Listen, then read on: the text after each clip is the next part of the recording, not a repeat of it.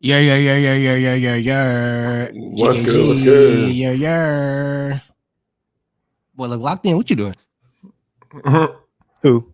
You, bruh. You, I'm bro. chilling. That boy was locked Big in. chilling. What's good with y'all? I'm vibing out, bruh. Let's go with y'all. Yeah, boy. Blessed and highly favored on this good Sunday. On this good Sunday, man. Oh, man. Oh, I'm not gonna hold y'all. I'm actually exhausted right now. I feel that, bro. I'm tired of some motherfucker. We gonna still get it done though. We gonna still get it done. Always got to. Always got to. All right, man. All right, buddy. I'm your host, Stefan. This is the Actual Anime podcast where we talk about anime, manga, video games, and everything in between. I got Caleb here. I got GKG here. Go ahead, What's say going what's on? up, yo. What's going on, guys? As you can see, I'm back in my normal setup, my regularly scheduled program. So I'm gonna be back and better than ever. So Everybody here. GKG here. Caleb here. Shit, I'm here. Good. It's been a while since everybody came together. That's what I'm I saying, know, bro. bro. That's what I've We've been been like. hitting and Damn. missing, bro. I know, but fuck, bro. Life. It's really been like a minute since y'all both been on screen together. That's crazy. I think so. Yeah. That's That's been crazy. crazy. Hey, Life. it's business. Life happens. That's life, man. That's life. Yeah. What y'all been having? Going on recently? Any new shows? Any new games? Oh man. I haven't. I'm not gonna lie, because of travel, I haven't really been watching many shows. But I did get into playing Tales of Arise. I know I'm like super late to the game, as late to the game as you can be on something. Bro, that game is fire, bro. Really? Dude, I'm telling you. So right now I'm level 29. And I'm about to break into endgame. Bro, they did their thing with that game. I don't know. I heard a lot of chatter about it when it first came out, but it kind of died down. I'll tell you, I think it came out in 2021. 3 years later, it's still like really good. It's like an anime game. What's like the what's the general plot about it? Because I know they got a bunch of like anime RPGs, like Scarlet Nexus and stuff like that. So it's anime styled. So basically, there's anime like cutscenes where it's basically you're watching a show unfold in front of you, but it's not based off of an anime, so that I know of. But essentially, what it is, there's been other Arise games before, but this is like a standalone. You don't have to play the previous ones to understand what's going on in this one. So it's between two different races of people. One is the Denins and one's the Renins, or something like that. And the Renins enslaved the Denins and used their life force, is called astral energy, and they use it to like power their machines and shit. It's kind of like the Matrix, except the machines aren't the bad guys, the people are. And so the Renins look down on them as like second-class citizens, and they have this jewel that's put into the back of their fist, and it like harnesses their life energy, which is just enough not to kill them, but it still keeps them around to work for them. So it's kind of a really fucked up way to do it. And so your main character is known as Iron Mask for the first part of the game, and because he literally has an iron mask on his face to suppress his abilities, and he had his nerve endings fried, so he can't feel pain. So he's like the perfect slave for them, because they just work him like a fucking dog. And that sentence, perfect slave. It's crazy. I mean, like that's what they call him. You know what I'm saying? And so I know, right? So there's this cut scene where the main protagonist, whose name you find out later on is Alphen, finds his co-conspirator, who is a female Renin, who's running away from other Renins. And she is like the love interest of the story, and she has to work together with Denins to fight Renins. And I won't like spoil the story, but like she has a certain ability that only allows Alphen, the main protagonist, to be her like partner throughout this story, that you're going to go around and you have 5 different evil lords that rule over 5 different nations, and your job is to go and fight all of them in different areas, but you have to power up along the way, or else you're going to get completely destroyed. And you like gather new teammates as you go along. It's just a really awesome game. I don't want to spoil a lot of the story, but it's really fun. And it's like a hack and slash JRPG. Okay, is I was the gonna best ask you to that. win. Okay. Yeah. Yeah, because I was like, what's the combat style like, bro? 'Cause Yeah, I feel like it's- all of them anime JRPGs are not like kind of the same. They do a few things different, but they generally have the Yeah. hack and slash like combat. Yeah, style. it is Mm. definitely a hack and slash, but you Yeah. can't spam. That's the thing. If you spam, you're gonna die. So it's a lot of strategy because you Ah. run out of stamina. So it's like having to combo certain moves together to chain it to get more damage. Okay. And Okay. so you Okay. can avoid battles because there's all over the overland enemies. So I ain't you can avoiding like, nothing, nigga. yeah, no, I ain't avoiding you nothing. just. But if you do, the thing is, if you Got the wrong nigga. if Avoiding you battles. fight everybody, you'll run out of CP, which is combat power, and Yeah. you won't be able to like heal and shit throughout the rest of the time. So you would think like I'm not gonna avoid anybody, but then you start fighting and you're like, damn, bro, my healer is almost dead. Fuck. Think of Mm. it like Elden Ring combat, but with Baldur's Gate 3 overworld. Ooh, Okay. hold on. That's what it's Hold like. on. Because you know in Baldur's Gate how you can like run around and you can like move outside of enemies and stuff. Yeah, for sure. That's exactly what Tales of Arise looks like. But when you actually run into an enemy, it drops you into like a combat zone, kind of like you would be playing Fire Emblem or Okay. you know, like a turn-based thing, but it's not turn-based. Right. If that makes sense. It's just it puts you in like an arena when you're fighting them, so you can't leave the arena. But the combat is like Elden Ring. It's really fun, man. It's Okay. really, really fun. Okay. Yeah. I might have to tap into that. What's good with you, Geekster? What's good with you, Animail? It sound lit. Hey, as far as gaming for me, it'd be more. You already know what I've been on this Dead Space. Yeah. Hey, I'm almost done. Almost done. Them niggas jumping you still? Hey, I gotten better with the weapons. We good. Hey, don't make me download this game, bro. Look, bro. Hey, I'll be telling Ellis bring out the download it, you won't. Switch. I'll be telling Ellis bring out the Switch because he got a Switch. It's like a saw on Bruh, it's a what saw. is it, Ellis? Hey, It's a this is saw on something. This is my third favorite gun. So the first one is the plasma cutter. That's like my go-to. Second one is the pulse rifle. It's like a machine gun. And the third one with the Switch, it's like this chainsaw blade. It's like it rotates, but it's like you can shoot it off at a distance. So yeah. This game, that gun is amazing. But I keep saying with this game, the audio with this headset too, the audio. I think it won an award for best audio too. Did it really? See why? I can see why.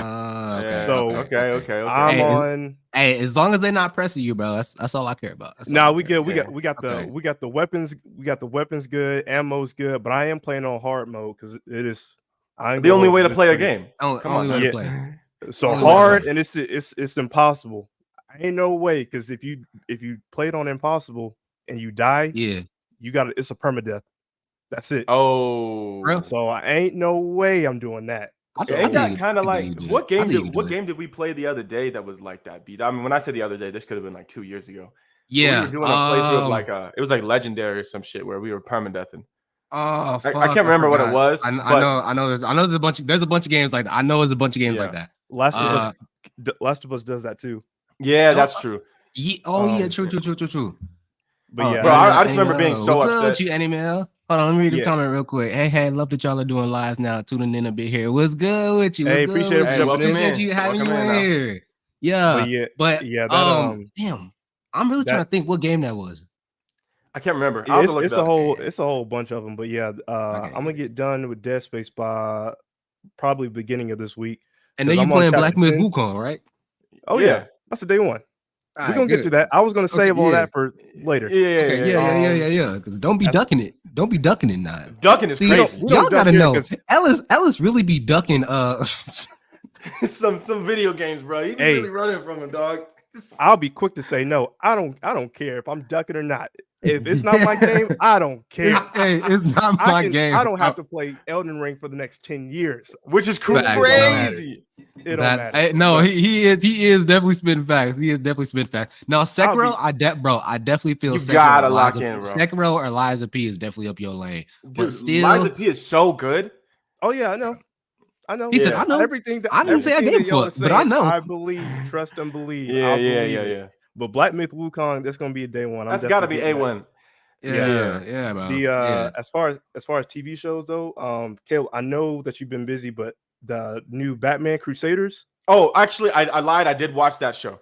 I watched the entirety of Cape Crusaders. That thing was fucking awesome. Yeah, it was. Yeah, that's a good show. That's a really good show. No, so like niggas, like, you know what I'm saying? Y'all can talk in code. Y'all can talk in code, but like I ain't seen it yet. I've been busy. I've been out the way.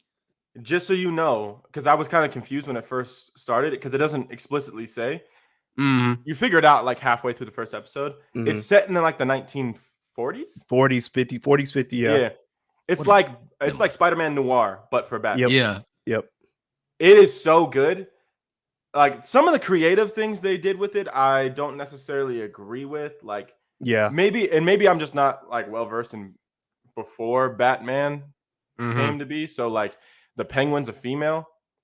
It's a lot of twists. It's a lot of twists with characters like that. Yeah, and that's not like ruining the story or anything. So like, nah, it's not that big. But like, yeah, Penguin's a female. And like, there's other things that you'll be like, yeah, what the fuck? But the rest of them, the storyline in and of itself is really, really good. Yeah, it's a good show. It's 10 episodes. You can watch through that quick. What is it on? What is it on? Is it on like Amazon Prime? Amazon Prime. Niggas an exclusive. Okay. Yeah. All right. I'll give you my login. You can watch it. Yeah. I got Amazon Prime. I didn't know. I didn't know. He said, "I'll give you my login." See, that's why I fuck with Caleb. That's why I fuck with Caleb. He said, "I'll give you my login." But yeah, no, I'm gonna watch it. I'm gonna watch it. I just been preoccupied with other shit. But I'm gonna watch it. I'm gonna get to it. It's really good. I'm gonna get to it. Hell yeah. All right, Caleb, my brother. Caleb, what's going on, bro? Hold on. Ellis, you watch anything else? Game of Thrones just ended. But true. That was like a week ago. Oh, shout out. I know this is not gaming anime related, but it is the 51st birthday of hip hop today. So oh damn. Yeah, it's a special day. I'm a hip hop head. I'm sure we all are, but this is the 51st birthday. And so shout out to I should have known that because I got the 50th anniversary of hip hop Hennessy bottle sitting in my cabinet. Oh, dope! He would get. I'm gonna have a real black ass moment here, but he would get the Henny bottle. Yeah. Ain't nothing else. Can't do nothing else. But that's what it is. And then B, you watch anything? Bro, look, bro. I've literally been watching My Hero because, as y'all know, My Hero Academia ended, like final manga chapter and all that shit. Yeah. So I'm just trying to like anime wise get caught up with that. Shout out to My Hero because I know a lot of niggas did not like My Hero, but My Hero is actually a crazy ass show. My Hero is actually crazy. Top 5 new anime for sure. Yeah, top 5, bro. Still keeping up with The Boys and shit like that, bro. Hey, not gonna hold you. I am locked in on The Boys, bro. I'll be watching theory videos and shit like that. Bro. I'll be watching theory videos, bro. I'm like, God damn, especially with that last episode. Yeah. You know what's crazy though is that now we're gonna wait 2 years for the next season to come out. That's what I'm saying, bro. These shows be taking way too long to drop some shit. I know. It's because they have to use the funding from the last season to fund the new season. Yeah, true. Yeah, but next year we got Gen V coming out. So it's a spinoff. I mean, it kind of helps with the in between, but yeah. She said, "I'm behind on My Hero." Anime with Mel said, "I'm behind." Damn, bro, I'm not trying to get any. Season 7 is a blast so far. I'm like on episode 8 of My Hero. See, look, hey, shout out Anime, bro. Cause she be saying how it is, man. She be saying how it is. Season 7, crazy. It is. It's a great, bro. It's crazy. Without dropping spoilers, obviously, bro. Like end of manga for My Hero, heartbreaking, dog. Bro. Dude, I'm just not ready. In anime right now, shit. That's heartbreaking. I ain't gonna spoil nothing, but I'm not ready for it. It's crazy hearing Caleb talk about My Hero like that because at first, all the viewers can attest to this. Look, y'all, if I'm lying, y'all strike me down right now. This nigga hated My Hero. He hated My Hero. Yeah. Bro. Well, so I stayed I ended up showing up because I thought it was a superhero film from the very beginning, right? I thought it was a superhero show, but then I stayed because Todoroki's a gangster. For sure. And then, I had my Deku hate arc, and now I'm like in my Deku recovery arc. Everybody does. Everybody does. It's a really good show, man. I have to give it some credit, man. They wrote their ass off on that, especially the ending. Yeah. And unpopular opinion, I think it's gonna go down as one of the better ones because it ended. Yeah, that's true. I can see that. That's very true. Because all these other ones dragging on.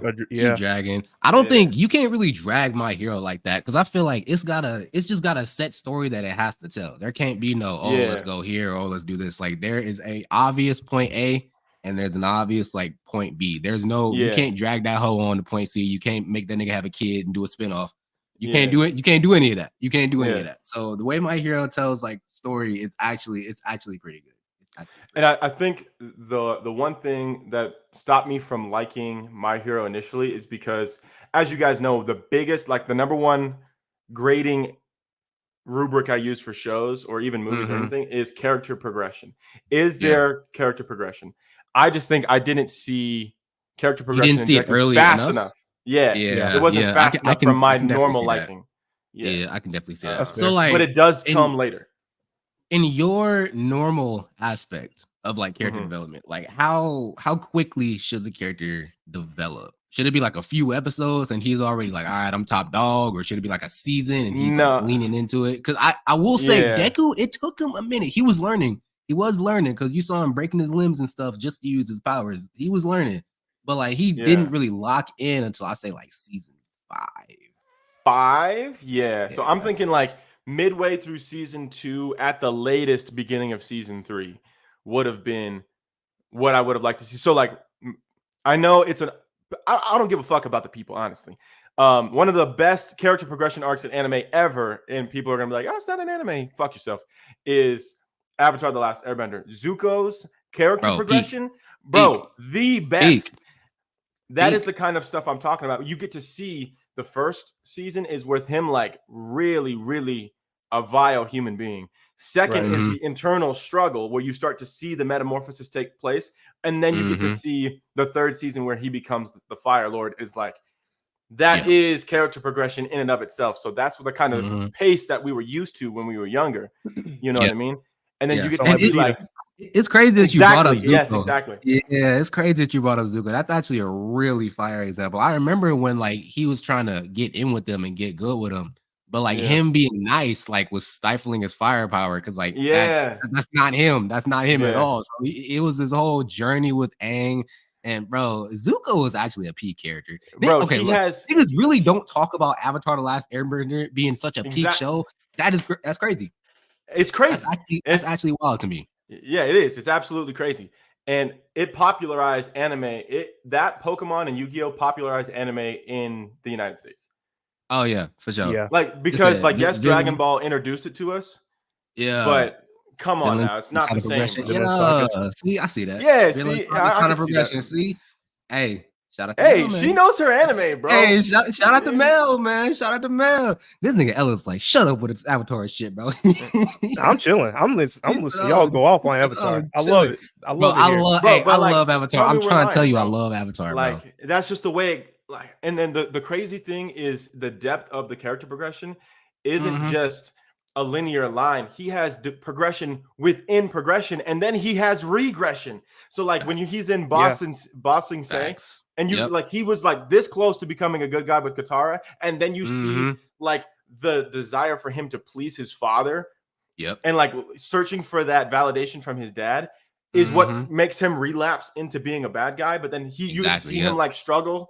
He's like Uncle Iroh's like really my father figure. Should I have done this, bro? Peak character. That kind of sound like Piccolo too in a way. Yeah, it is. Exactly, that's what it is. Yep. Damn, there's actually a lot of examples of like some fire character progression. I'm telling you, bro. Damn. Okay. Okay. Yeah. So that's the kind of tempo that I was really looking for with Deku. Is like how can you, even with Aang in that one, right? So like you get to see he's a fun-loving guy, but then he's afraid to be the Avatar. Then you have to see him grow and mature into it. Yeah, he has to learn to let go of all his like love on Earth. It's like a crazy as a kid show to have these concepts. Not gonna lie, like Avatar actually did cover like spirituality. Yeah, it covered like self-purpose. It literally covered everything. I'm like, damn, bro. I'm learning how to shit as a kid. That has to be in like the top 5 Nickelodeon Oh, easy. Oh, easy. yeah. Hey, when Nick secured that, I was like, sheesh, bro. It's like that. Sheesh, bro. That's a whole nother fucking episode, bro. Like top Nickelodeon shows. Like hey, Nickelodeon has some bangers, but I ain't gonna get into it because I know we can rant. I know we can rant, bro. But that's what to answer your question, that's why to me, My Hero's progression, it did happen, but I didn't realize it was going to go on for so long. So we're talking like 7-8 seasons, right? So I'm looking for that progression earlier on, you know, season 2, season 3. Yeah. And I didn't see it till really like season 5. And I was like, all right. And then that's when I started having my change of my view. I was like, okay, I'm seeing the progression now. I just wish it was a little earlier. Yeah. You know? Makes sense. Yeah. Ellis, what you think, man? What you think? What I'm thinking? Oh, see, you going to me because I'm just chilling. No. I was like, what you think, my brother? As far as what, Deku? Because I like Deku. As far as character progression, like, do you think there's like a time limit on when a character should be like, all right, you should be a full package right now, bro? Why am I getting half? So I'll probably say within season 2, between 2 and 3. Okay, yeah, that's a pretty good standpoint. Now the characters that I like off the bat, they already him. So you already getting Full Metal Alchemist Brotherhood. You already getting the Elric brothers. Of course, they already him. Yeah, you getting Spike Spiegel from Cowboy Bebop. He's a day one. You getting hey, you could also put Gohan in there too because he had to slowly develop too. Yeah, he wasn't always. I feel like Gohan is like weird because everyone low key knew Gohan was like the go-to dude. They were like, you kind of strong for like a 3-4 year old. They already knew he was like that dude. He just really needed that development. He just needed that push. Yeah, he just needed that push. And then I think it was that moment that everyone really was like, oh shit, he really is him. Is when Goku's fighting Cell and he's like sitting down and talking to him. He's like, were we moving too fast for you? And he was like, no. And he was saying like, you thought we were holding back because that's like less of your power than you know. So I think that was like the real eye-opening, like, oh shit, like we knew Gohan was that guy, but we didn't know he was this much of a dog. See, I'm mad at that one episode that I missed out on because y'all were relating the anime characters to y'all selves. Y'all did a spot on a Gohan and me. I'm like, when I saw Gohan for the first time, when I saw Dragon Ball Z, that's my guy. That's Gohan. That is me. I knew it because it's like you gotta. It's a gentle giant for real, bro. Y'all. No, we sleeping on him. Hey, you gotta put yourself in certain situations, and if you push a person to the point, they ain't coming back. So you know how when Cell did it, he crushed Android's head, and he was like, "Yo, that was like the catalyst." He turned into a villain, low key. He did. He was like, "Hey, bro." He was like, "Hey, we on this shit. We on this shit, bro. You want to do it? We can do it." The only reason why he lost because he was playing with his food. That was the I only hate reason. that they be doing that shit, bro. Yeah, bro. Which, to be fair, it definitely was for me when I first watched it. I was like, bro, I ain't never seen Gohan acting like this. You acting unusual, bro. And then he started dragging it a little bit, and I was like, all right, bro, let's go ahead, let's lock it in, let's lock it up. Let's he wanted to torture Cell. He was like, bro, you gonna get this work. But Gohan, Piccolo, Vegeta, as far as development and progression as characters, they got that. There's a ton out there again with the Thorfinn from Vinland Saga, as Mel said. It's I would even say Bakugo from My Hero. From My Hero. Sure. Yeah, he definitely progresses. Progresses. I mean, especially because of his motivation, I think is the big thing that changes. Yep. Yeah. Okay. Easy. Hey, bro, we've been talking for 30 minutes. We ain't even started the episode. Okay. All right. Everybody got their thoughts out, man. Caleb, you got some topics for us, brother? Yeah, let's roll into it. All right, man. So welcome back, episode 49. I titled this All About Gaming. As we know, we kind of dip our toe into many different ponds here. So let's just roll right into the big juggernaut of the time. B, I'm sure you put out some clips. I know that you had FaceTime. That's why we were out there. Bro, give us the debrief on Sparking Zero.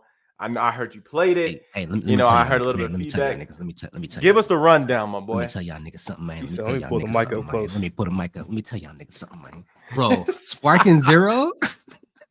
I'm telling you right now, Sparking Zero. Look, hey, I dropped that YouTube video on it, and I still stand firm. I still stand 10 toes down on what I said. Sparking Zero is going to change anime games moving forward, bro. I believe it. Bro. Companies are going to look at Sparking Zero and be like, damn, I mean, actually gave a full product.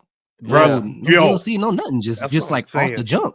Everything. Yeah. Everything's in the game. DLCs, nothing. Look, everybody. Bro, look, so I literally played that game, I want to say a good like 15, 16 times, bro. I played it, got back in line, played it again, got back in line, played it again. I done played the island stage, I done played the destroyed Namek stage, the Namek stage, the city stage. Bro. This man, he dropped everything. The city, let me talk about, I really just want to break it down by like categories. The city is fully like destructible. So if you smash a building, you can go into the area of the building that you smash and fight in the building, like breaking through floors and stuff like really? that. Nice. Yes, bro. It is fully destructible. And then I think I was talking to Ellis about this. There's a proficiency meter on the characters. And I'm assuming what that is like the more you play with the character, the more skills you unlock with the character, probably to where you finally get to like everything that they had in the show. Because not gonna hold you, I played Goku. I think I played Goku mid. Yeah, and he had some shit. I was like, bro, I ain't never seen you do this attack before in a game. They got some shit where they watched the show and they said, you know what? Let's put that attack in there, bro. Wow. I'm telling you, it's like, oh, what is it? What is it? It's the attack where like he was fighting Frieza. And he made like the 2 key balls, and he shot. I know exactly what you're talking about. Shot another one up, and then yep. teleported and bop, bro. Yeah. Oh my! I have never seen that attack in a game before, so I was like, oh yeah, they did their homework. I guarantee you, they did a rewatch of the entire show and said all the stuff that we didn't put. Let's put it. Let's put it. It sounds like the developers, and they're actually fans of the anime. Yes. Instead of it being made by like a cash grab type thing. 100%. 100%, bro. Because even like just some like dialogue that they'll say, there's custom dialogue for each character, like interaction. Those graphics are crazy. I'm telling y'all right now, those graphics are insane, bro. It literally looks like you're watching something from the anime. And the controls, so there's 2 control screens. There's a standard, which is kind of like the modified, like how Street Fighter had an easy mode where you just like press a button, do a combo. Yeah, it's kind of like that. And they have classic, which is regular Budokai Tenkaichi 3. Okay, we good. I was on classic, bro. It's like I'm playing Budokai Tenkaichi 3 all over again. Buttons are exactly the same. Exactly the same. They have giant characters too. You can fully play giant characters. I was playing Great 8 Vegeta. Wow, really? Yeah. I could do the grab attack. I could do the blast attack that he does. Everything. Nope. So how's the scaling though with the difference of power characters, right? So like as you get more proficiency, you get more abilities, but yeah. So in Budokai Tenkaichi 3, I'm pretty sure everybody knows this, but like balancing characters and scaling characters, it's gonna be like anime accurate, and I'm pretty sure it's like this too. So if you're playing with Yamcha, you're gonna feel like you're playing with Yamcha. Or if you're playing with a Cyberman, you're gonna feel like you're playing with a fucking Cyberman. So that is definitely still there. Because I was playing as Krillin or something. Some weak nigga. And I was fighting Broly. And it felt like I was fighting Broly because he was really pressing the fuck out of me. Yeah, he was really giving you the pause. Bro, he was actually, I don't know what like custom sliders they put on these niggas, bro. But he was pressing the fuck out. That nigga did not let me breathe. I beat him, obviously, you know what I'm saying? But he pressed the fuck out of me, bro. I'm not gonna hold you. He scared me. But yeah. So would you recommend this on PC or PS5? That's the question. I'd say PC. PS5 if you really want that Budokai Tenkaichi experience, but them graphics, if you want, bro, 4K HD with this game, it's gonna be a problem. It's gonna be a problem. I know it's gonna be a problem. That's a day one stream for shit is wicked. Yeah. Hey, I'm taking so much time off of that shit, bro. I already got a week off. I already got my week off. Yeah.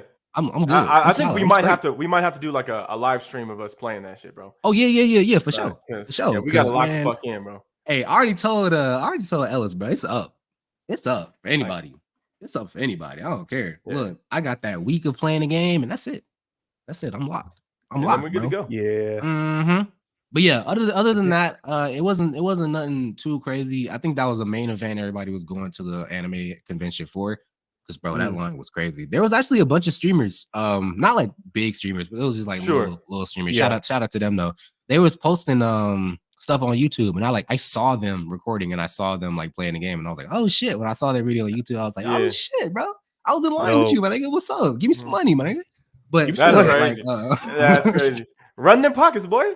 Run them pockets, my brother. But then again, I do want a physical copy because I do like physical copies of my games. So I don't know. I'm still contemplating on PS5 or PC. I'm getting it on PlayStation 5, bro. Yeah. I'm definitely getting it on PlayStation 5. But if you want it for like the graphics and stuff like that, get it on PC if you want it for graphics, bro. But, it's gonna be a holiday. Yeah, you know, we've been locked in. And I think that they have come out and said that it's going to be pretty much every playable character ever.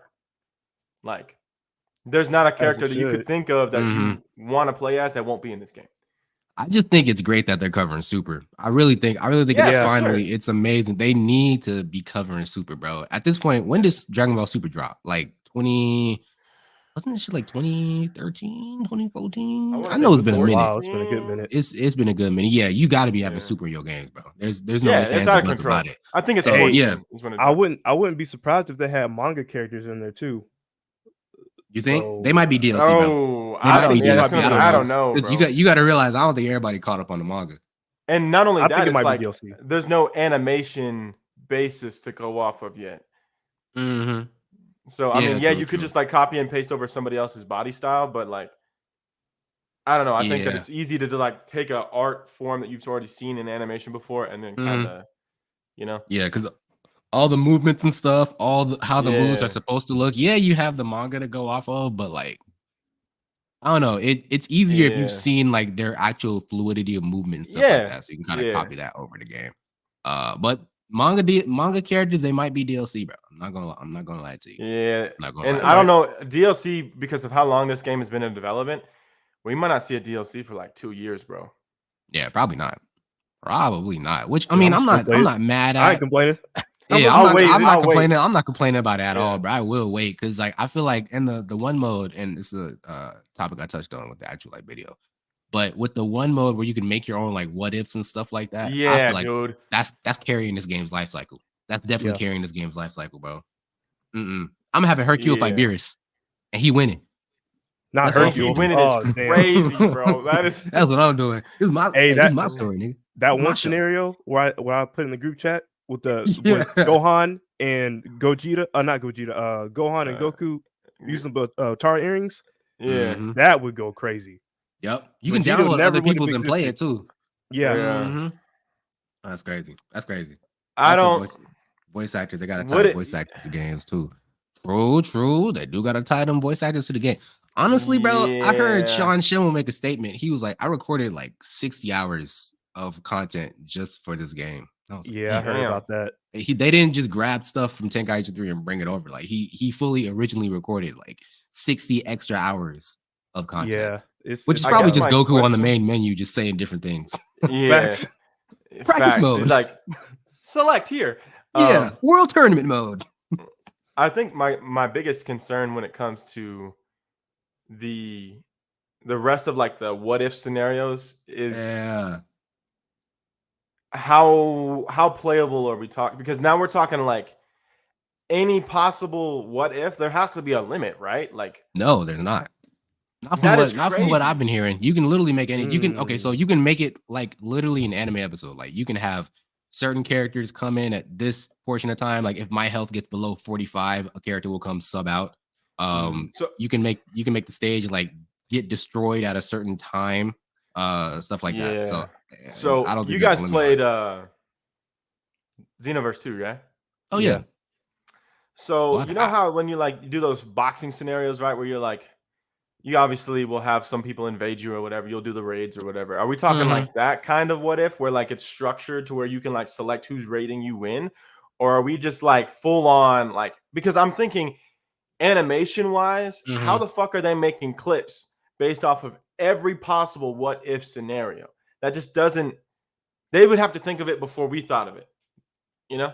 So I don't think of it like that. I think of it as like you set up the what ifs, and then they're going to interact a certain type of way, and then you fight. That's pretty much how it is. It ain't like, you know, nah, it ain't. I don't think it's pretty much like that. It's pretty much how like the fuck like.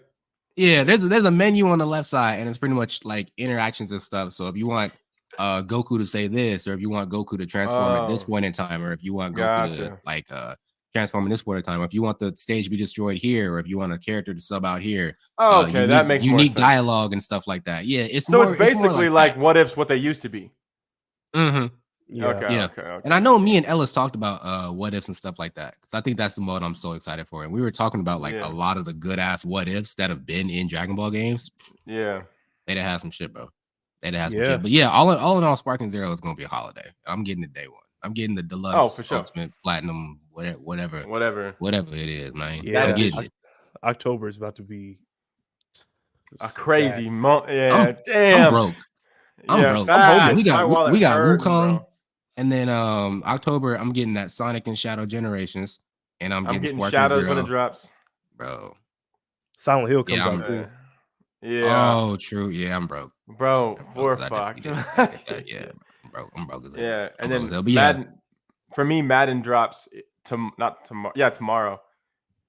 So damn, I didn't even know that. Yeah, I'm locked the fuck in on that. Yeah, October stay home month. Yeah, bro. I ain't leaving the crib. I spent too much money on these games to be leaving the crib. But yeah, man. So let's go ahead and shift gears a little bit. Anything else on Sparking Zero that we haven't hit so far? I am all good, brother. All right, let's go ahead and switch gears. Let's lock in, because Ellis, you can't. I know you're not ducking this one, bro. So that Black Myth Wukong, we've all seen the gameplay reaction. We've all seen the trailers. We've all seen some of the information that's dropped. Do y'all actually think that Black Myth Wukong is going to live up to the hype? Will it compete for the title of Game of the Year? What are you guys' reactions to some of the stuff you've seen? I know we kind of bounced some ideas back and forth about, how many bosses they're going to be. Are they going to be all 80 unique bosses? Those types of things. So give us some information. What we got? Hey, so I'm ready for this game. Facts. I'm ready for this game. This is day one. I think they had it like they gave us a teaser like 2 years ago. And I was like, yo, long time ago. This game's been in development for a while, bro. An actual while.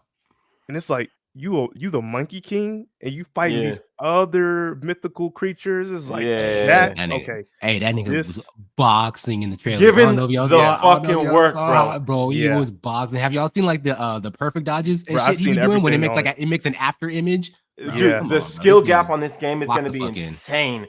It's gonna be crazy. It's gonna be this is definitely day one. And to answer your question, how I think it's gonna be, if it's gonna be live up to the hype, I believe so.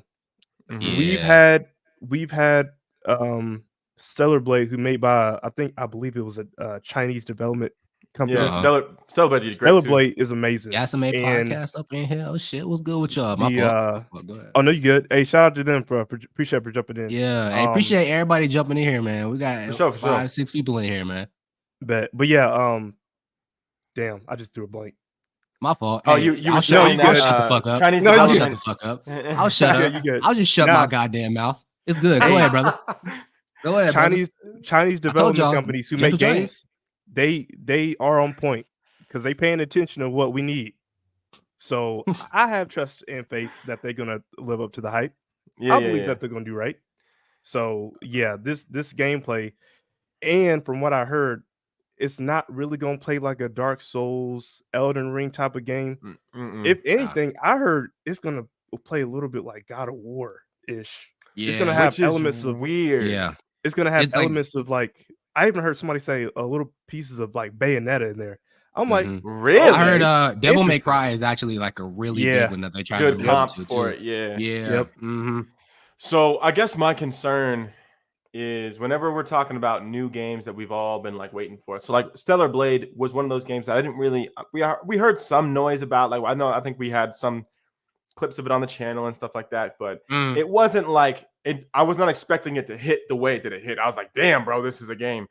Yep. Whereas Black Myth Wukong, we've been hearing about for like 2 years, right? We heard the teaser 2 years ago, and we've been hearing little information here. So the hype has been built. But then you're trying to follow up from companies that are just you know, there's like a divide, right? So like Ubisoft, when they're dropping shit, you know it's going to be a lot of paywall shit, or it's going to be like Assassin's Creed where they stick to their one type of thing and that's just what they do, right? But then you have the other side of developers that overdevelop the game. So like, I don't care what anyone says. No one thought that Elden Ring and Shadow of the Erdtree were going to be the way that they were. FromSoft has been just absolutely dog walking other developers for fucking years, bro. Like, back when Sekiro came out, I was like mind blown on how great that game was, and I was not expecting it to be that. Just facts. Don't duck that one. But yeah. Oh no, that's light work. Yeah. Oh yeah, crazy. Yeah, for sure. That's light work. So you know, we're looking at certain games like Ghost of Tsushima when it came out. We heard some things about it, but we didn't know it was going to be as good as it is. With this one, I'm like, you're following up so many heavy hitters. So if you don't deliver on you almost have to like shoot for the gold medal. You can't even shoot for bronze or silver. You have to go for gold now as a developer, or you're going to get trashed. Does that make sense? And I think that's what they're going for too. Like, and that's another thing that that piqued my interest at this game. Is linear. Like from what I heard, it's not as open world as Elden Ring. It's like a straightforward game with a story, and then you just fighting the bosses, going through certain levels. That's it. You're not looting, you're not grabbing, you're not going to this big area to fight another boss, level up and come back to the previous area. Yeah, we're not doing that. So to be fair, I kind of myself prefer the linear aspect. So when I heard it was linear, I was like, hey, bro, that's it. Cause like I feel like, and this is it's one of my like critiques of Elden Ring. Sorry, Caleb, but like when you do consecutive playthroughs, and you realize how much you have to do and how many areas you have to travel just to set your build up, it's like, dude, I'm not trying to do this shit. That's true. I'm not trying to do this shit. I've already done this shit, bro. I've already done it. So the fact that it's linear, people have called it like a boss rush. I don't personally think it's a boss rush. I think there's gonna be like maybe open zone areas. I don't think it's gonna be like, all right, just walk straight. There definitely might be some exploration in it. I hope there's a little bit. I definitely hope there's a little bit. Because if there's not, we're gonna see a big group of people lose interest in the game. Which I mean, if it's a boss rush, then fine, whatever. But people are saying like this game is like 20, 25 hours max. So I don't think there's gonna that's it, bro. I don't think there's gonna be a whole bunch of secrets to find. Yeah, that's what I'm saying. I don't think there's gonna be a whole bunch of secrets to find. I'm okay with that. And I know Ellis is. If it's I'm not gonna lie, if it's a boss rush and we go in action, I'm fine with that. I'm perfectly okay with that. I think the big thing for me is like replayability has to play a factor in how good a game is. You know what I mean? So if it's a boss rush and I beat it in 15 hours and I spent $80 on this game, I promise you I'm gonna be upset. I promise you. That's fair. Unless I just put the difficulty, I might just have to spike that bitch. Like, there's no difficulty in this game. I think it's like there's no difficulty sliders. Nope. It's just you. It's pretty much like a Sekiro where they give you a sword and tell you, all right, go handle business, brother. See, it also depends on your playstyle too. It's what you used to playing. Yeah, because this is such a fast-paced game, bro. I would definitely say this is Devil May Cry, Sekiro, and all that. And I love. Give me all that. I need. There's no What did they say? I think there's no like blocking. You either dodge or you parry, and they heavily lean towards parry. You are definitely supposed to be parrying shit. Yeah, so, you're not supposed. It's very much like Sekiro now that we're like really laying it out there like that. Yeah, you can't go make your build super crazy over leveled and fight. It's like here, you got everything. You're technically as strong as you can be at the beginning of the game. And they say, all right, go ahead. Go handle business. Which is why I love Sekiro so much. You can't over level. Yeah. If you're bad, you're just bad, bro. You fucking suck. Like, get off the sticks. Yeah. So that's a fact. I think that's the first Souls game that did that too. Yep. You can't over level. Can't do none of that, bro. So I'm really excited for Black Myth Wukong. I'm super excited. I already got it pre-ordered, bro. Because it's one of those games that I grew up style playing. Like I don't really like open world. Elden Ring's really the first open world game I really enjoy. Like seriously. Like everyone remember like the Skyrim broke the fucking world in 2013 when everyone was like, oh, this is the greatest game ever made. To me, I never really got into it because it just wasn't my style. I'm like, I need a story. I need like, tell me where I'm supposed to go. Don't tell me like, go wherever the fuck you want. Right. Yeah. And which is interesting that like it's interesting you tell that story because now that you're so like versed in Elden Ring. Yeah. And like all the like okay, so Dark Souls has a very notorious reputation for not telling you a single fucking thing. When I play Dark Souls games, the first time I played Dark Souls games, I really don't like I don't read the item descriptions. So it's kind of like I don't really know what the fuck is going on. I treat Dark Souls games like boss rushes. So that's me personally. I don't read the item descriptions to learn the lore, especially with like the cutscenes that some of them games be having. Caleb, I talked to you about that cutscene that pissed me the fuck off in the DLC. Like, that's it? I didn't tell me that. Bro. Oh my I didn't tell me that. Man, they only got one cutscene? Nah. Dude, this cutscene be making me mad, bro. Like, I'm sitting here like, that's Ellis is hilarious. I did all this. He's got one cutscene in the whole game. This, bro. Like, dude, if you guys could have heard my reaction live to that cutscene that he's talking about, y'all, it would have been comedy gold. I was so mad. I was so fucking hot. But I think the difference between the other style games that you're talking about, like with me and B-More play basically the same style when it comes to Dark Souls. I don't read shit. I just fucking go. But the thing that was different about that to, let's say, like Skyrim, at least in Souls games, you have the idea of what you are supposed to be going, not what you're supposed to do necessarily, but like where you're going next is fairly, you have to beat this place to go to this place to go to this place. And so it kind of gives you like the general direction, which is what I need. I just need some structure. Whereas like Skyrim was a very like, what do you want to do? I'm like, I don't fucking know. What's this game about? Whatever you want it to be. Bro, like, that's do whatever. Overwhelming to me. Like, exactly. What to do, especially if you don't get any direction. Because I'll say, bro, when you start off in like Elden Ring or something, they're like, all right, bye, and that's it. Yeah, bro. When I first created my character and I landed in that open area and I saw that big ass dude with the horse on, I'm like, oh, the tree is this the boss, or am I supposed to go around him or go somewhere else? Like, what am I supposed to be doing? The only thing that kind of led me in the right direction was those checkpoints. And it's like you gotta find those though. Yeah. So it's like, it was overwhelming to me. Yeah, I understand that. That's just me. I think that's what Elden Ring was, though. It's like a blend of Skyrim open world, but also having some structure to it because you know the bosses that are in front of you, and you're like, when you first fight Margit, you're like, I know I have to fight this dude eventually. Like I know he's here for a reason, so I just gotta beat him. Facts. And so I think that's what I'm looking for. Is I want some story as long as it is fun. As long as the story is good. I mean, 80 enemies should take me longer than 15 hours to beat in Black Myth Wukong. So I should have some depth in this game. I'm expecting at least 30 hours of gameplay is what I would like. Yeah. That's fair. That's a fair playtime hour. Facts, brother. I'm excited for it. It's a day one. Yeah, this game, the combat, the fighting mechanics, the fact that you can defeat the enemy and then turn into it after, which is crazy. That's wild. This like when you said Devil May Cry, Dante literally does that. He kills you, takes your weapons and uses it on other enemies. I'm like, okay. Yeah. There's another game that came out on Steam. It's called Enotria, The Last Song, and I think I talked about it in a previous. I heard of that. I've seen it, but I haven't ever played it. That's literally the concept of the game, bro. You beat a boss and you become the boss. Like you can take its health, you can take its defense, you can take its weapons, and you're literally that boss. Oh, so, you know what that reminds me of? Y'all ever played Mortal Shell? The Souls like. It's like It's kind of like that because you like find a new body and then you like put yourself in that body, take all their stats and shit, and like I can see that. Yeah, bro. Yeah, it's definitely like that. It's definitely like that. But yeah, Black Myth Wukong, that's a day one for me. I'm not even worried about it. That's a day one for me. All right.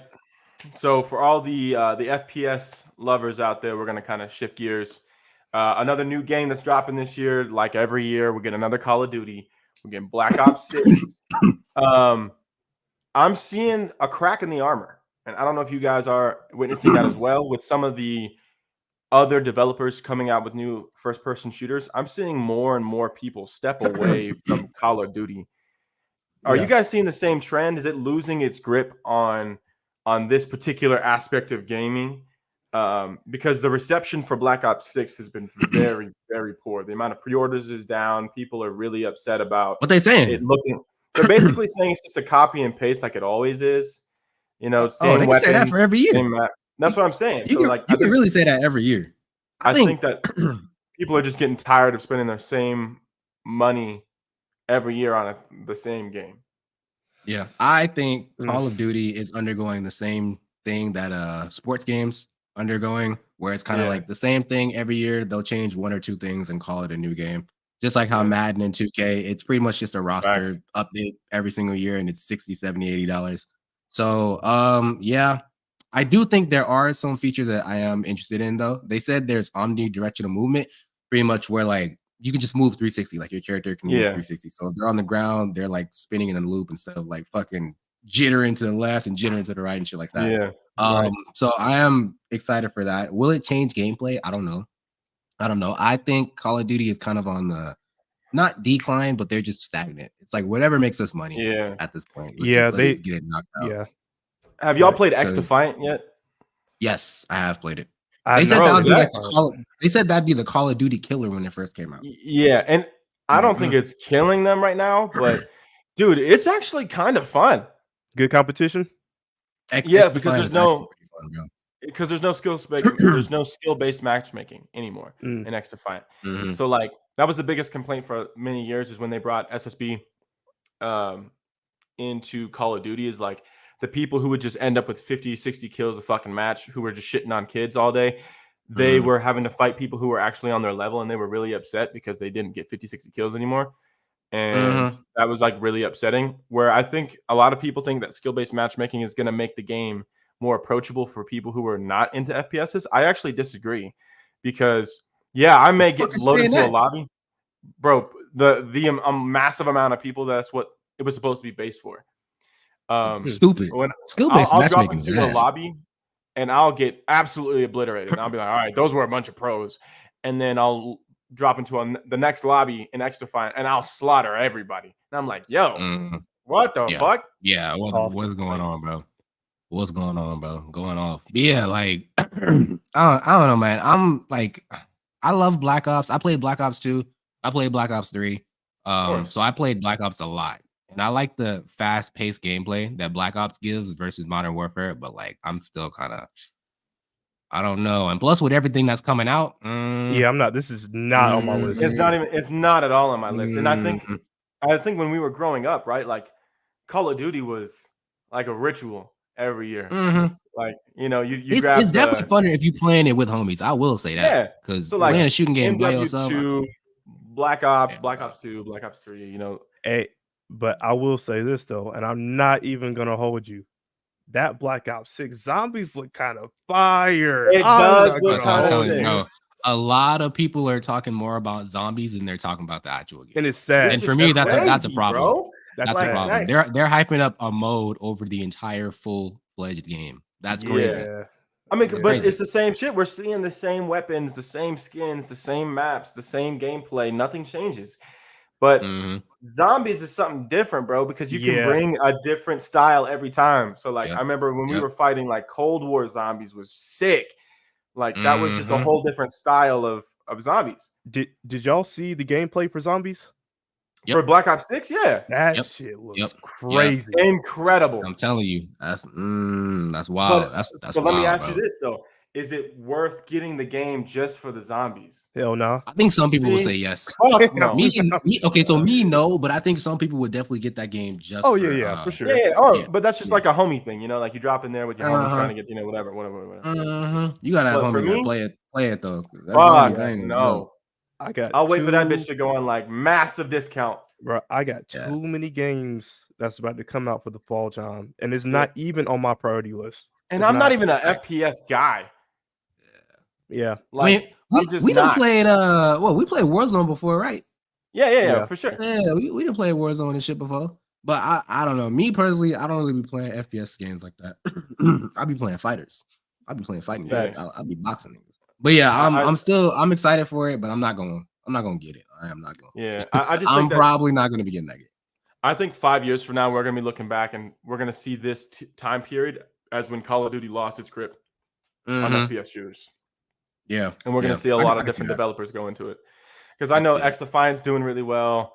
I know there's rumors that there's some people in the FaZe clan are starting to develop their own FPS game because they're getting tired of it being the same shit over and over and over again. So I don't know. We'll see. We'll see it. I think they get lazy, just like Madden gets lazy, just like 2K gets lazy because they have no competition. I really think they've been lazy. Now I will say with Madden though, I haven't played Madden in forever, but that new NCAA, it's fire. Yeah, it's fire. I was thinking about getting that, and I haven't played a football game in a while. Hey, let's run the sticks. Come on now. Yeah, you might watch me, but I'm a dog at NCAA. I'm not gonna lie to you, look, I know better than to play Caleb in any sports game because this nigga, like, I'm good in fighting games, but this nigga would absolutely wash the fuck out of me in any sports related game. We could play hockey and this nigga would wash me. Like, but that's the same thing though. When I pick up like Tekken or anything, I don't even want to fight you guys in Tekken anymore, bro, because it's so annoying. I'm like, I'm getting comboed. I just dropped the controller. I'm like, fuck it. It is what it is. Like, yeah, Tekken's one of them games, bro. It's like it's either you good or you not, bro. Like, hey, but that NCAA looked pretty good, and I think I'm glad they released that because it's like Madden could have been doing this shit, but years ago could have been doing it. But here's the difference, right? So I've played a lot of NCAA 25, a lot. I was just on it last night, and I'm gonna be playing Madden pretty much the primary part of the next 2 weeks. College football is faster. It is. If you actually watch football, like college football, they score like 80 points sometimes.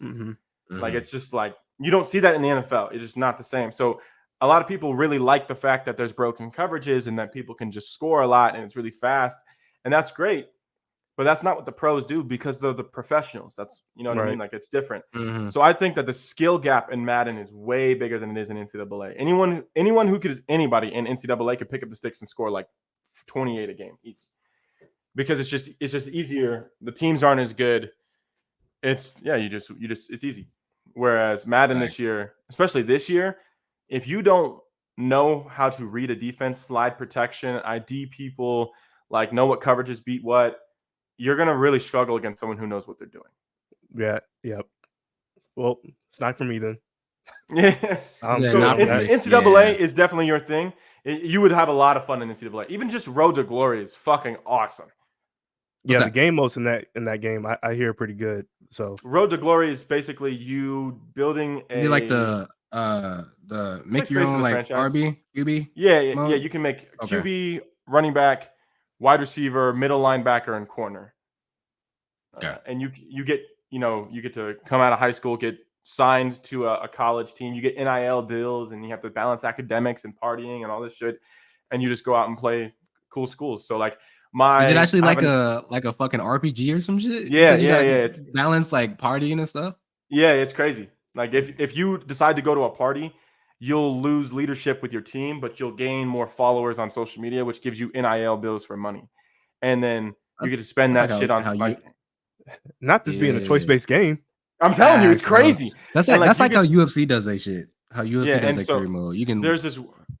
I know there's like one scenario where you are like failing you're failing a class critically, and if you fail classes inside of the game, you'll get academically ineligible, so you can't play.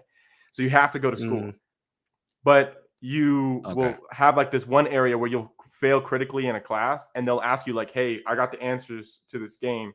To the next like test. Do you want them?" So it's like a coin flip. So like you could get caught and end up getting in trouble. Is this Telltale Games? You could get away with it. I'm telling you, Telltale Games make this game. It's actually crazy. And they balance that with good sports as well. And like the crazy thing is you could be so good, you could take a really bad school and make them really, really good. So like my first year, I have a 99 overall running back in his senior year. Of course you do. I know, I'm a dog. I went to Kentucky my first year because they were the only one who was going to give me a starting role. I ended up losing in the second round of the playoffs to Georgia. And then I transferred from Kentucky to Texas A&M because they had the best offensive line, and I was chatting shit. and then I won the national championship. And then I decided once I was good enough, I was going to transfer to Fresno State and be like a hometown hero. So because my character's from Fresno, so you get like a boost for going to like your hometown, but now you're playing with a worse offensive line, but you're a really good player, so you have to like backpack your team. It's a really good, it's a good game, man. You should check it out. Okay. Yeah, hey, from what I've seen, and people have been waiting. This is what 2014. 14, yep, 2014. That's crazy. So yeah, hey, another game on my backlog list. NCAA, yeah, man, that's gonna be on the backlog. I got too many games in the backlog. Man. Facts. Adding to the backlog, Assassin's Creed Shadows. I know y'all have seen that controversy online. It's impossible to miss. So there's one group of people who are like, to me, I play every Assassin's Creed game that's ever come out. Every single one. Even the shit ones, like the China and India and all these ones that are all fucking offshoots and shit. They're all terrible. I played them all. I'm going to get this game regardless because it's fucking dope. I've been waiting for a ninja game forever. I don't care. What do y'all make of the controversy of online? Is this going to make or break Assassin's Creed? You know, because some people are really mad that Yasuke is in the game because they're like, this is a Japanese game. Finally, we get a Japanese style and we're going to like tell culture-wise, and they're mad that we have a black character. And they're mad that we have a female protagonist. And this isn't like Americans we're talking about. These are Japanese people who are coming out and saying like, we will boycott this game because we want you guys to tell our culture, our history from our perspective. And like, there's a huge petition online that's going out, and like they have a ton of signatures, and they like a bunch of people. Ubisoft was thinking about like restructuring the game. It got that bad, and I don't think they are, but the controversy got so bad. So, what do you guys make of all that crap? Now, as far as the black characters, is that what you want to touch on? The whole thing. Honestly, in my opinion, it's a game. People are too heavy and critical about what this game should and should not be. Assassin's Creed, from the storyline all the way from the beginning, it's like these are fictional characters, bro. Yeah. From different timelines. It's not real. Yeah. So enjoy the game. You get two characters. Hey, it's too bad that you didn't get what you wanted, but at the end of the day, it's still an Assassin's Creed game. It's still new. It's ninjas. It's samurai. Yeah. It's fucking ninjas, bro. It's come on. Bro, true. It's like you can't be mad at that, bro. I don't care if I'm a dude or a chick. It don't matter. I'm a ninja. So it's like, I don't care if I'm white, black, Indian, Hispanic. I don't care. Yeah. Give me a good character with a good story. I'm all in. Facts. So I don't. Yeah, it's getting now to a point, especially with gamers. It's like people are too sensitive and too critical about what needs to be in the game. We've been just shut the fuck up and play the goddamn game, bro. That's little. It's a game. It's a video game, bro. I'm so sick of never mind. Yeah, they've been critical ever since Tomb Raider. Like, we get a female protagonist. We should not have that in the game at all. And get her out of here. Is a classic. Bro. Yeah. She's one of the best female protagonists of all time, bro. Niggas are really too sensitive. Hey, everything about it, bro. Look, bro. People, just like Ellis said, people are getting way too sensitive. Way too sensitive. Yeah. You don't just pick up the sticks and play the game. That's it. It's a game. Here's my thought process on this, right? Like, imagine, I just imagine for a second, just like, we're in a fantasy world.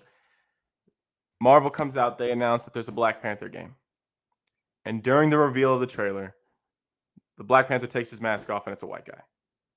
How would y'all feel? Me personally, I'd be like, damn, how they do that? Yeah. It's alternate universe for sure. Yeah, this must be a what if. How they do that? So in that scenario, right, where I'm thinking the amount of rage that would come out of that single point of the game, where I agree, it would be like, bro, shut the fuck up and play the game. Or imagine if it was an Asian person. It's the same thing. That the outrage from our community would be the same thing that the Japanese are feeling right now. They're like, this is Japanese culture. There has never been more opportunity to just showcase what we are than this. and the first thing that y'all do is show other people. Like, I can understand from that perspective, right? It's like it'd be like, let's have an Aztec game where we're talking about the Aztecian Mexican culture, and we have Russians as the main characters. Like, that doesn't add up. But at the same time, it's like Yasuke was a real person. That's what he was a real samurai. I would only agree with that if some of that info is true along with the culture. So like you said with the Yasuke part, he was actually a part of the Japanese like history. He was in there. So he was in there. He's a real life human being. Like yeah. So if stuff like that, and if they can implement that in a certain way that can tie into the game, cool. But I don't see how a white guy can play Black Panther. It just don't. It doesn't have sense. any like cultural relevance because and the crazy part is in the comics there has been a white Black Panther. Okay, well, if it's in the history of the comics, technically, let me be specific. Let me be specific. There hasn't been a white Black Panther. There has been a white protector of Wakanda known as the White Wolf. Okay, I got you. But he is the that's what the Black Panther is supposed to be, the protector of Wakanda. So right. Let me be really specific, because I know somebody in the comments gonna be like, "There's never actually been." I'm like, all right, I understand what you're saying. Like, if it ties along with the history, cool. But if it completely makes no sense at all, don't even do that. Leave that alone. It just gotta make sense. Like, that's my main thing. It really just has to make sense in the context of whatever story you're trying to tell. I get it from their perspective, because it is like, I've been waiting for this for the whole time, and then the reveal is like not who you thought it was going to be. Right. But at the same time, I think that you could have done it in where Yasuke's still in there, but he's not one of the main characters. Like, he is still like maybe a playable side character. But then I feel like you kind of get the people that are like, oh, Yasuke is a part of this. Like, he's a part of this history. Like, why is he kind of sidelined? Why is he pushed off to the side? Like, he could be an expansion character, argument, like a DLC character. Yeah. I don't think people have done the real research onto who Yasuke really was as a human being. Like, they watched like the Netflix adaptation, and they think that he was just the main character in Japanese culture, which is not the case at all. Like, yes, he did exist. He was a real person, but it's like he wasn't like an emperor or anything like that. He just was a guy who happened to be a samurai there. Like, he was one of the few outsiders that got the opportunity to do this. Yes, that is the case. But he wasn't like influential into Japanese culture or anything. Like, that's just not the way it was. So I see both sides. I don't know. I get the outrage from the Japanese people, but at the same time, I'm like you guys said, this is a game. None of these characters are real. Yeah. I still think the game finna go crazy, regardless of the controversy. I don't know, man. I was looking at it. This whole really just looked like Ghost of Tsushima with a reskin. Maybe I'm wrong on that, but this whole really looks like Ghost of Tsushima with a reskin, bro. Because I saw three little bars at the bottom. That's Ghost of Tsushima. I saw the combat. That feels like Ghost of Tsushima, or like For Honor or some shit like that. For Honor is a crazy comparison. I didn't even think about that. That's just actually accurate as fuck.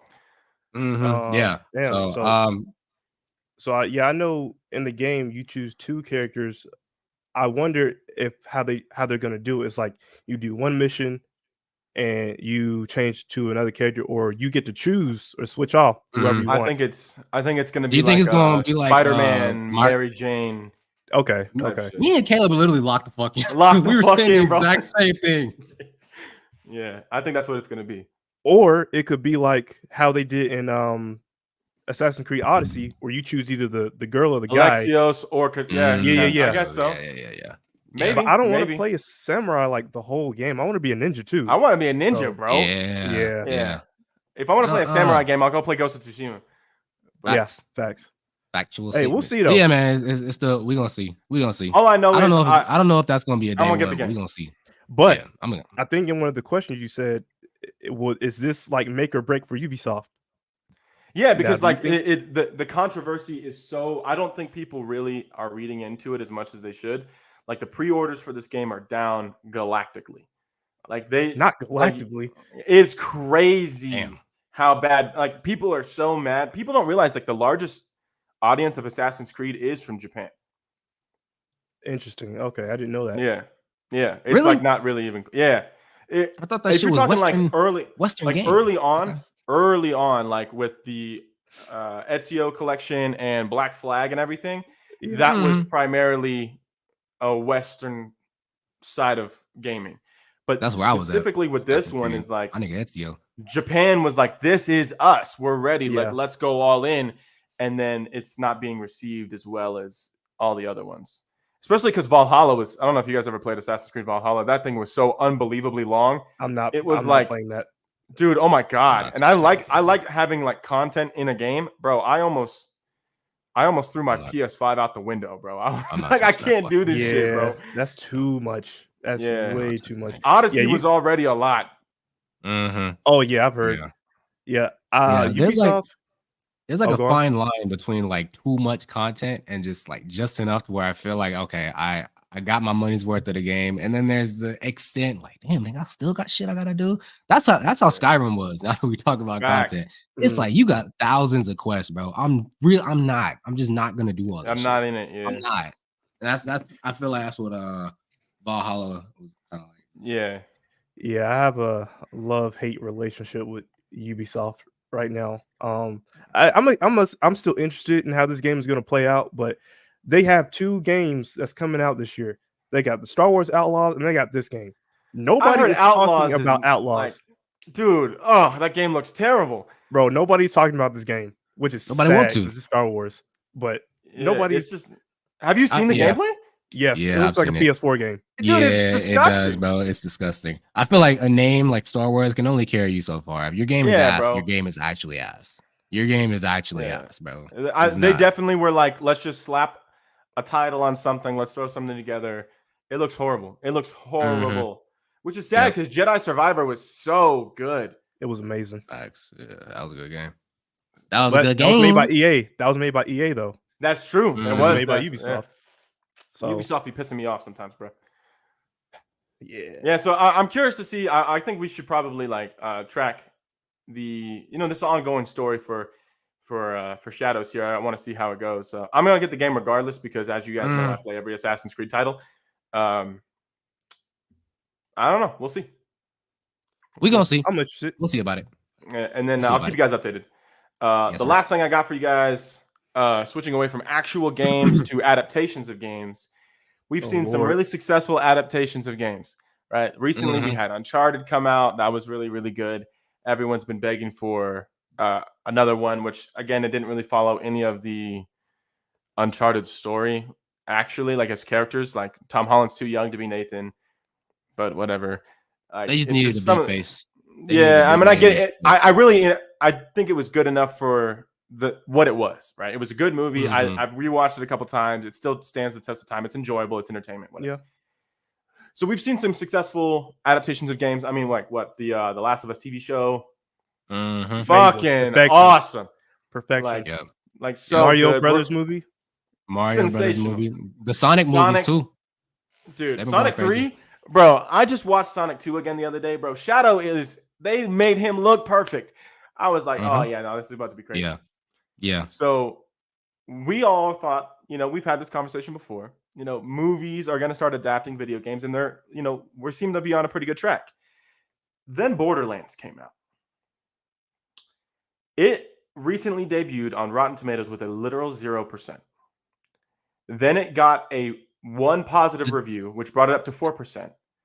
But the positive review was from the director. Did Rotten Tomatoes just forget to put the review in, or was that? It is literally that bad. No one has given it a positive review except for the director. It got so bad, the director came out and said, like, hey, how about we just give Borderlands a chance, huh? Will you guys go see this movie for me, please? Oh, no. That's how bad it is. Oh, no. So it's failed so bad. Do you think that this will discourage any sort of entertainment developers from adapting other movie titles based off of video games outside of the ones that have already been successful? So like, we're going to get a Super Mario 2, Sonic 3 is still in development. No. We're going to get an Uncharted 2, or are we going to stop seeing and then let's throw it in there. Halo got canceled because for whatever fucking reason, they can't do a Halo story. I was about to say that show. I don't know what went wrong with that show. Bro, episode 2, they revealed who Master Chief is. Yeah, it was a lot of the mystery got uncovered as soon as they like showed who Master Chief was. Dude, we haven't seen who Master Chief is. And then there was in the entirety of Halo. Mm-hmm. Yeah. When you see Master Chief, you see the reason why he has the helmet and mask and doesn't show his face because you're supposed to envision yourself as like Master Chief. But like the entire lore reason that Halo fans watched it got destroyed in episode 2 when he like just took his shit off and they're like, damn, that was episode 2? Yes, bro. Dude, and like I think it was on a decline after that. They don't even give him a name. Think about that. He's Spartan 177. Mm-hmm. That's his name, bro. Looks like an inmate. Master Chief, dog. That's what his name is. They don't call him anything else. And so for you to put a face to a guy, like, come on, bro. An inmate's crazy. Oh man. But yeah, man. I don't know. I personally, I don't think it's gonna derail anything in terms of video game adaptations coming out later, because it's like when you got all these video game adaptations that are actually successful, you kind of can't just say fuck the entire thing in general just because 2 were bad when 3 or 4 were actually pretty good, if not like great. And then Dungeons and Dragons was really bad too. But that's not really a video game. That's just it's not really. I mean, you could say like Baldur's Gate is basically D&D, but like it's not the same. Yeah. And did I say 177 or did I say 117?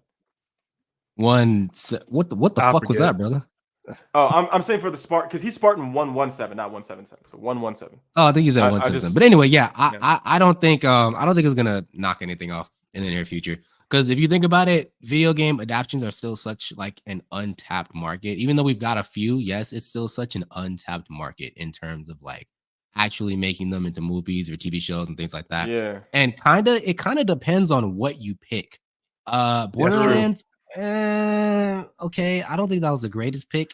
I was thinking, bro, like I could see like a Silent Hill movie or something like that, or maybe like a Resident Evil, like full-fledged. Those are hit or misses. Yeah, Resident Evils, bro. They had a movie. Yes. What about oh man, I just drew a blank on it. Come back to me in a second. It'll pop back. I was looking at a review before we started, and it was this dude saying, "Yo," and I thought Madam Web was bad. I'm like, "Yo, if that's really that's a statement, bro. If a movie of Borderlands is that bad, I low key want to go see it just to see how bad it is. Just to see how bad it is. I'm like that too, bro. I low key want to see like, damn, am I missing out? Is it really that bad? Yeah. But I think what they could have did with this show, I mean not the show, but what they could have did with this movie, they could have went the straight Fallout route. Oh, that's exactly what I was thinking. Fallout. Yep.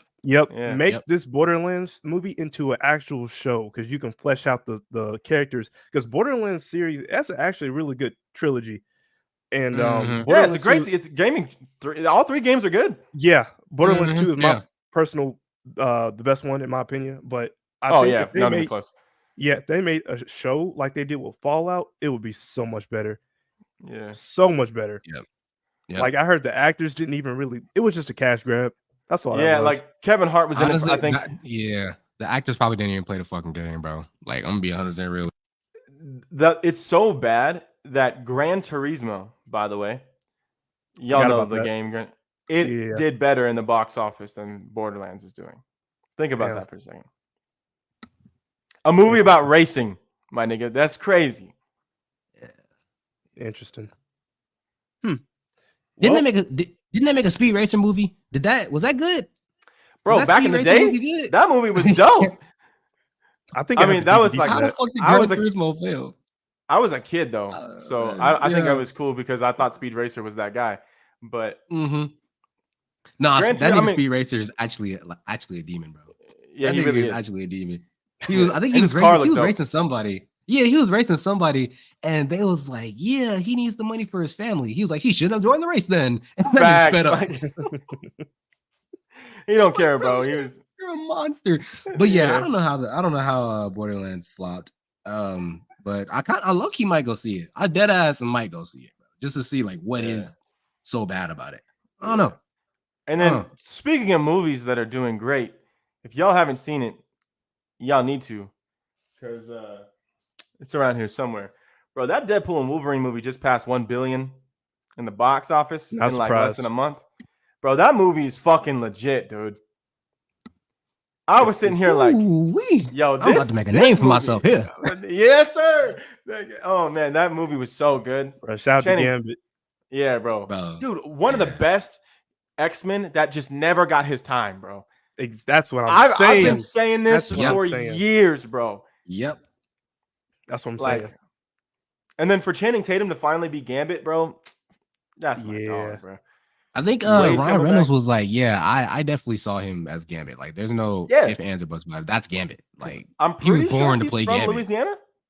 Yeah, like, bro, he nailed that accent, dog. Nailed it. Yep. I still didn't understand a fucking word he said, but he nailed that shit. Yeah, that was a moment. Yo, that reel that I put up, hey, yo, that shit went almost viral, low key. Yeah, 232,000 views. God damn! I'm like, yikes! I need to put more Gambit reels out. Just keep posting Gambit, bro. Keep posting Gambit, bro. That movie though, Wolverine, because Wolverine is my number 3 favorite superhero of all time. The way that they finally showcase his abilities. Thank God. We've been wanting this ever since X-Men, bro. Thank you. Exactly. Y'all remember? Y'all remember I've been walking through the old X-Men movies the entire time to get there. Yep. Bro. Yep. Y'all remember that first fight when he was fighting Deadpool when he was running on all fours? I'm like, Yep. And then I love how they showed like the comic accurate version of him when he like dropped out of the chair. He's like, oh, a little comic accurate Wolverine, because he is supposed to be like he's supposed to be small. He's supposed to be like what 5'3" or something like that. Bro, 5'3", 5'2". So and then, bro, I'm not gonna lie, this is gonna sound really strange, but just stay with me for a second, bro. Henry Cavill looked fucking enormous. Pause in that fucking scene, like he was like, bro, what the fuck? He could play Wolverine. He could play absolutely, Wolverine. Bro. Hugh Jackman, bro. Like, don't get me wrong, he's been the Wolverine since Wolverine was Wolverine, but like. That right there, that's a fucking Wolverine, dog. I was like, he looks like a dude who would seriously hurt people. Yeah. Yeah. Damn. Yeah, that movie. Hey, all I can say 2 words, fan service, because they gave everything that the fans wanted. Dude, everything. The only thing I wish we would have seen in this particular, like if you're gonna bring back everybody, bro, please, for the love of God. If we get a Wolverine versus Hulk movie, don't make it Mark Ruffalo's Hulk. Please make it Edward Norton's. Please make him. I'm about to say, what Hulk would you make? What Hulk are we talking? Edward Norton's, dude. Oh my, dude. Edward Norton's Hulk would have dogged the fuck out of Thanos. What? Were you talking about scary? That movie scared me as a kid when that first came out. Yeah, I've rewatched that movie. That is the most underrated Marvel movie, I think, in my opinion. Because I remember when it came out, it was like everyone was like, this is not what we wanted to see. We wanted a hero movie. This was a fucking Hulk movie, bro. Like I was like, he's a menace. Yeah, that boy was a dog. He was a dog. I would have loved to see that version of him. But I'm gonna definitely see that movie again. I'm gonna even get it on Blu-ray. Yeah, I'm gonna get that movie. Yeah, for sure. Yeah. But yeah, that's all I got, guys. That was all the topics. That's all I had. Okay. Cool. Appreciate everybody for jumping in. Appreciate you, Animal. Appreciate you, Geekster. Appreciate you, Chemical Gases. Appreciate you, Gas Mate. Everybody jumping in. We gonna see y'all in 2 weeks. Doses.